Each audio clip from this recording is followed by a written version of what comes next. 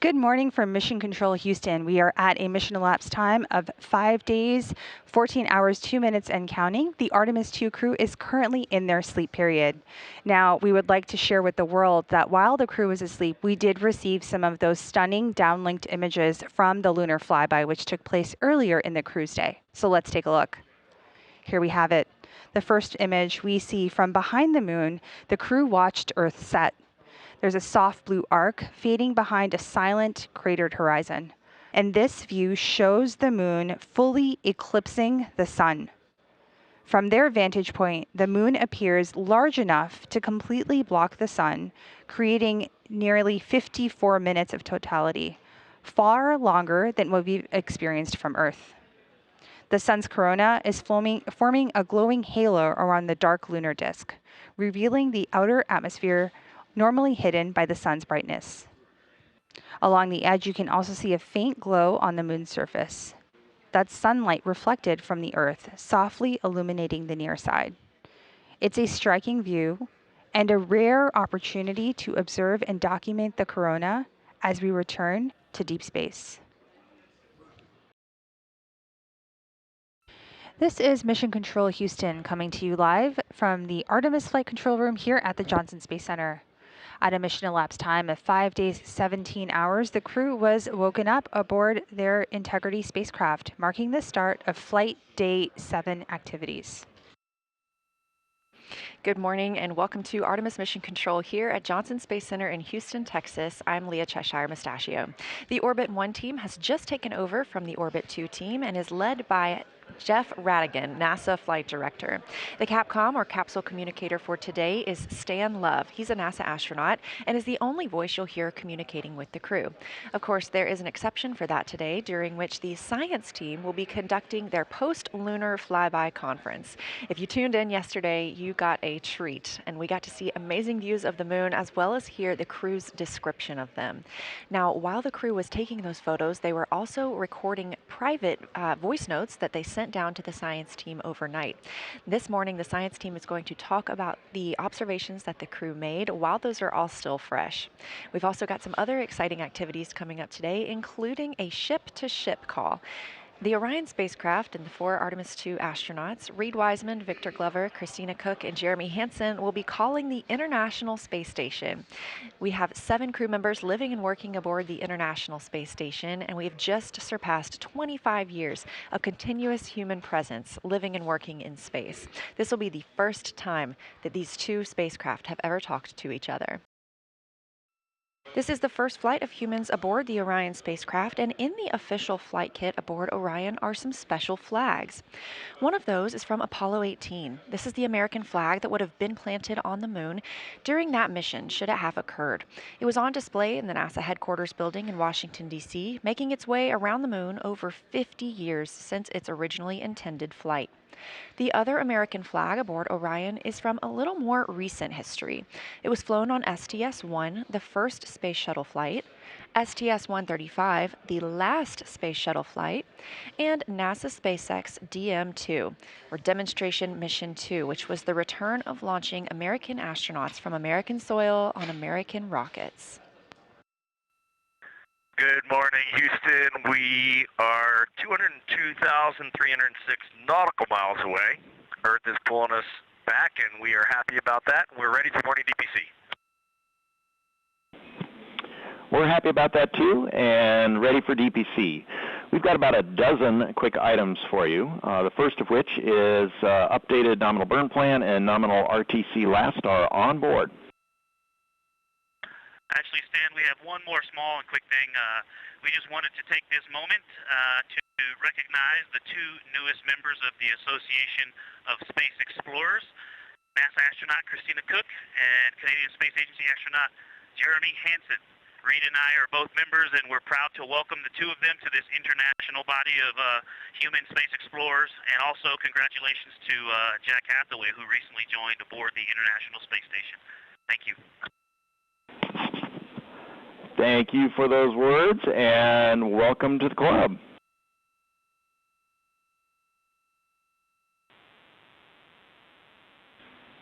Integrity, this is Houston. Are you ready for the event?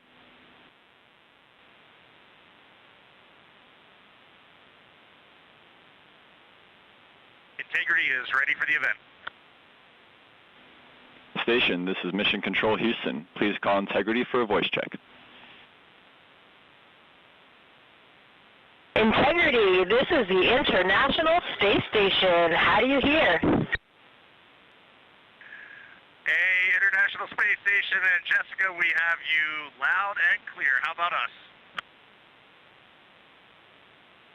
We have you loud and clear as well, and we have BME TV up, so we have a view of you right now, and it is making us so excited.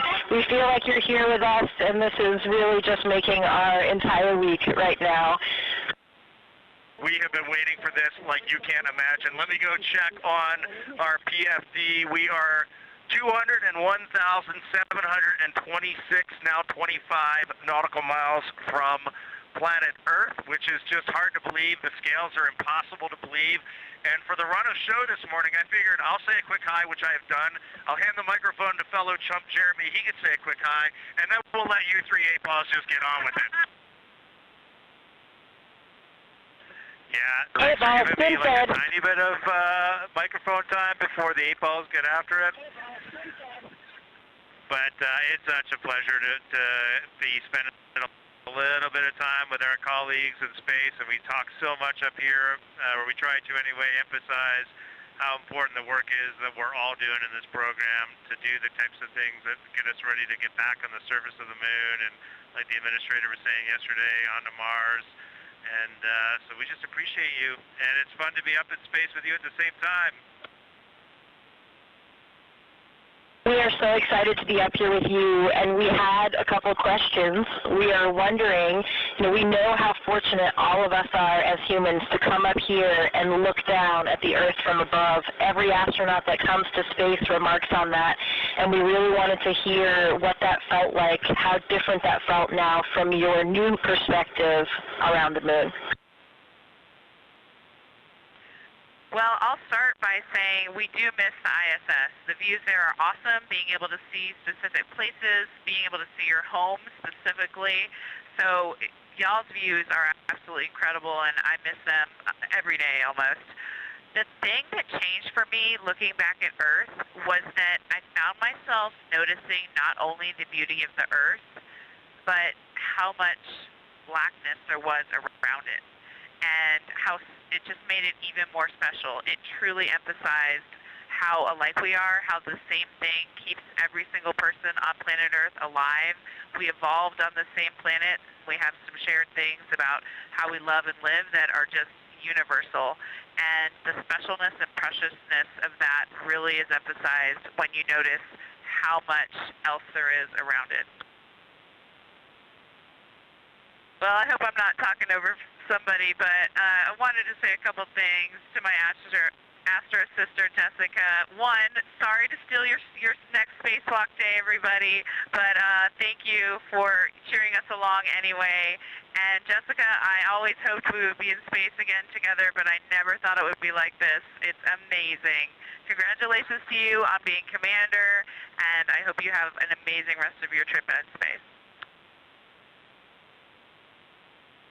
Thank you so much, Christina. I totally share all the same sentiments, and I'm so happy that we are back in space together, even if we are, a few miles apart. We like to joke about that up here, too, because everyone's talking about the records of the distance, and we ran to the far end of the space station when you guys were on the other side so that we could claim we were the furthest away from you in that moment.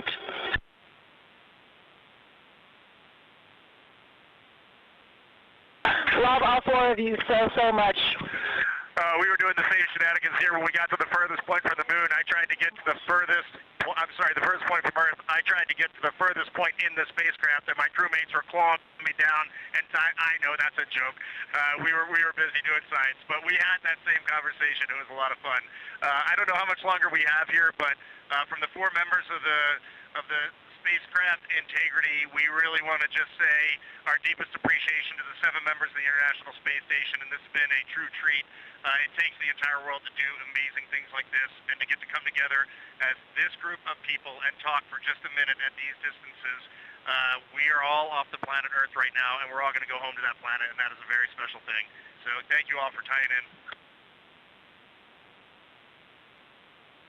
above. We are loving all 4 of you from here, from the space station in low Earth orbit. We'll keep the fires burning here.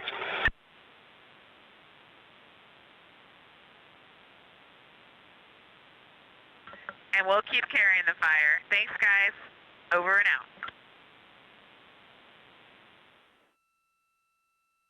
Coming up next for the Artemis II crew is a conference with the science team. They will be reviewing what they saw yesterday during their lunar flyby, sharing any findings or interesting information with the science team while it's all still fresh for the crew members. Of course, they have quite a lot of audio recordings that have been downlinked to the science team, and that team has been reviewing and will continue to do so to help them understand what the crew saw and formulate new thoughts about our moon. Integrity science, I have to start with a giant wow. Our whole lunar science team and the broader science community has been pouring out positive feedback and gratitude, so know that what you did yesterday really made a difference scientifically. Also want to say the science team has confirmed the locations of the proposed Integrity and Carroll craters, and it was such a powerful moment here for everybody listening and following along. And then also, just before I dive into the list of questions, we heard both Christina and Victor yesterday commenting that being able to discuss with each other amongst your crew, taking things from observation to inference to hypotheses, really added scientific value, and so we'd love to build on that here. So we'll ask specific questions for you guys, but please treat it like a discussion as we heard you yesterday that enhanced value. When you're ready, I'll dive into our questions. Good. Okay, for Christina and Victor, during Earth's set, we heard you say that the Earth was so bright it made the moon look dark. So you all had the Earth in view during the majority of your flyby. Did you notice any time when the brightness of Earth began to change your view of the moon's brightness? And can you describe how your perception of the moon's color changed as the Earth came closer to the moon?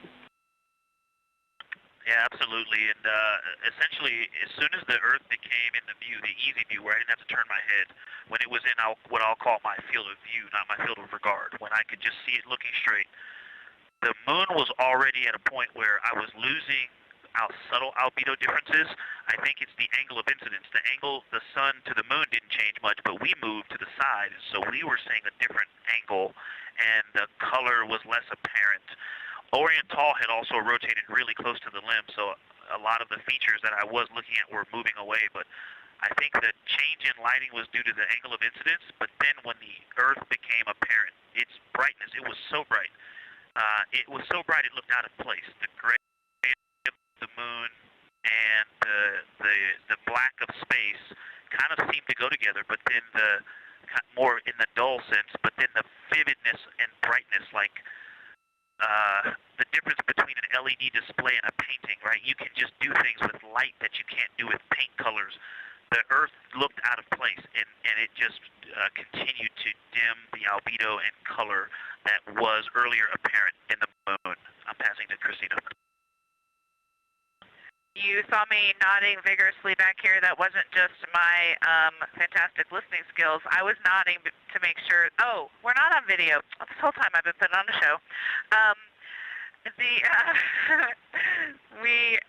I was nodding, now you know, because I agreed with everything he said. I'll add a couple thoughts that popped into my mind, which was, I think I made the comment that the moon turned into a sponge of light. In my mind, before the Earth came into view, the moon actually was reflecting light, and it was lit up. As soon as the Earth got close enough to be in my field of view to take them both in at the same time, it's exactly what Victor said. It dulled, it turned into a sponge. It's almost like it went matte. Next question is for all of you. Ohm crater was observed by all 4 of you, and we're interested in whether your different viewing angles resulted in how you observed Ohm. Jeremy and Reed saw it first. Were you able to see the ejecta rays, the central peak? And then Christina and Victor, you were next, and you observed Ohm later in the past. Could you resolve similar or different features than what you're about to hear from Jeremy and Reed?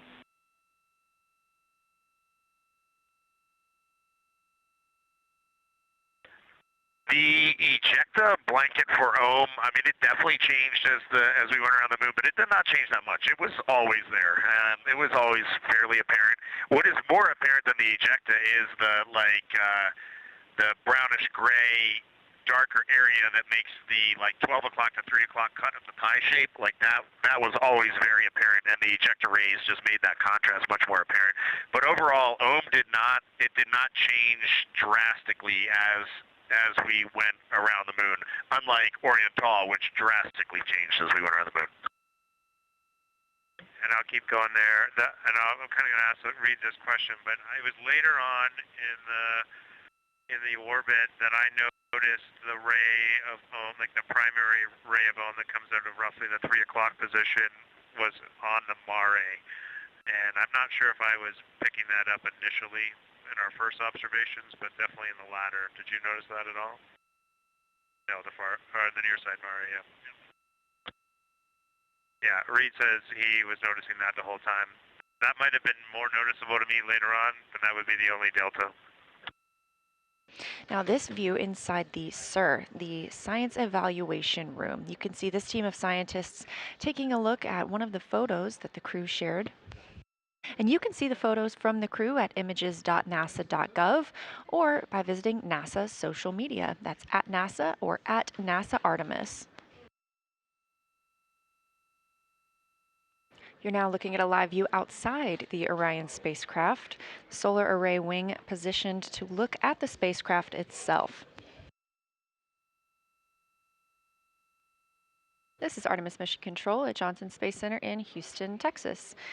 The voice you hear on the ground is Capcom and NASA astronaut Stan Love speaking with the crew aboard Orion, specifically Canadian Space Agency astronaut Jeremy Hansen. We are targeting the RTC-1 burn today. That's Return Trajectory Correction 1. That is targeted for about 7:03 p.m. Central Time. This is a small burn using the reaction control system thrusters on the service module of the Orion spacecraft. This helps us fine-tune our path back home. Stan Love was letting the crew know that we are canceling their first preliminary burn targeting conference. They have another one of these in a couple of hours when they will have the final burn plans uplinked and the final targeting complete. Here's a video from the outside of Orion, and as we mentioned, pilot Victor Glover is exercising. We do see the spacecraft move a little bit when the crew is exercising, and so the teams here park the solar arrays into a safe harbor position. That means any motion that they experience due to the exercise doesn't damage the solar arrays. You're looking at a visualization of the spacecraft. Now 48,670 miles from the moon and 228,090 miles from Earth, continuing to grow closer. You can keep up with this data at any time by visiting nasa.gov/trackartemis. Down and to the left, line 17, the DAP load is 3 for burn maneuver.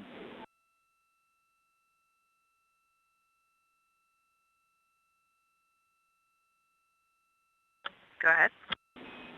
In the guidance solutions section, the delta V tote now 1.4 feet per second. The TGO is unchanged at 1.5 seconds.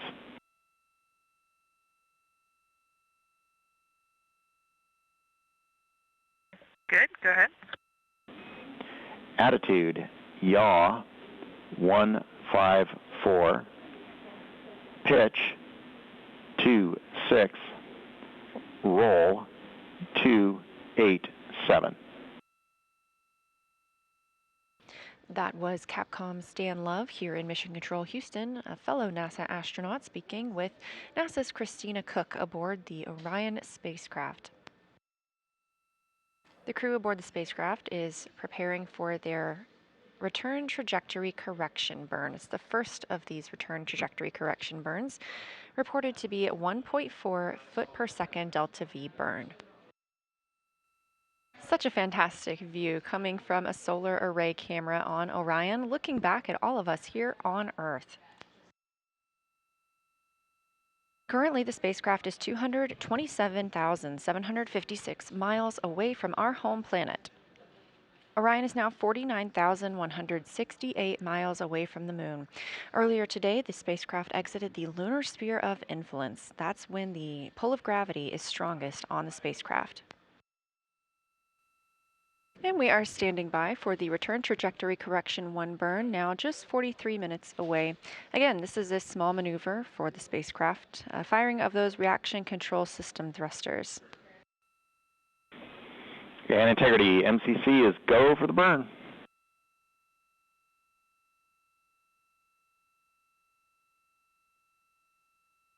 Okay, we copy, you're still go, and we're go up here. Ground team confirmed that we are go for the RTC-1 burn, return trajectory correction 1, coming up in 27 minutes. That will be at 7:03 p.m. Central Time. Integrity, tank pressures are good for the burn. Standing by for the RTC-1 burn.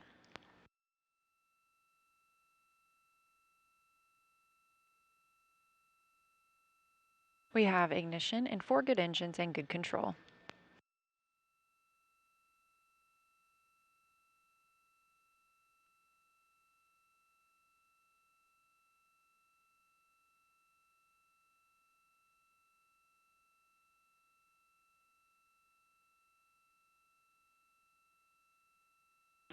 Integrity, preliminary look is a good burn.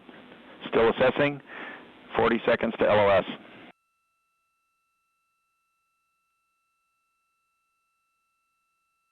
Okay, Stan, we saw a good burn on board as well. Roger. Confirmation from the crew that they also saw a good return trajectory correction 1 burn, coming at 7:03 p.m. Central Time. This view coming from the spacecraft, looking down at the European service module and the solar arrays. This is Artemis Mission Control. We did get final confirmation of that return trajectory correction 1 burn being a successful burn, and it ended up being 1.6 feet per second delta V. We are in a forward link LOS, or loss of signal, and the crew aboard the Orion spacecraft is, Christina Cook specifically, is going to get into some exercise. Again, this is a quiet day for the crew as they had a very busy day yesterday and have some busy days coming up as well. And Reed, we just went around the room. We are all good. You can begin exercise now if you'd like.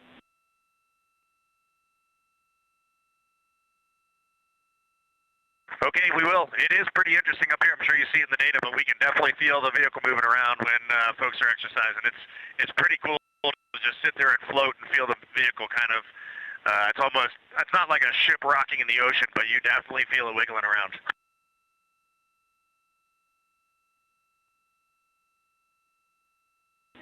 We also see it in the SAW video as well as our data, but good to hear your report on it as well.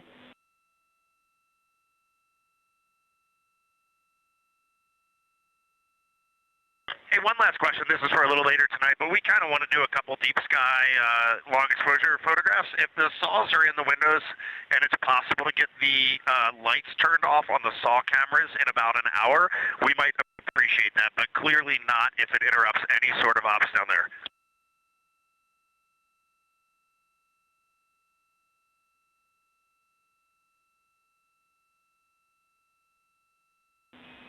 Reed, we think that will be doable. We will double check and we'll let you know when you're done exercising.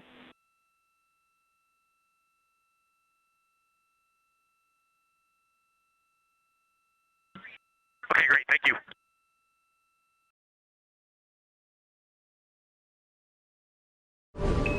Subscribe for more space.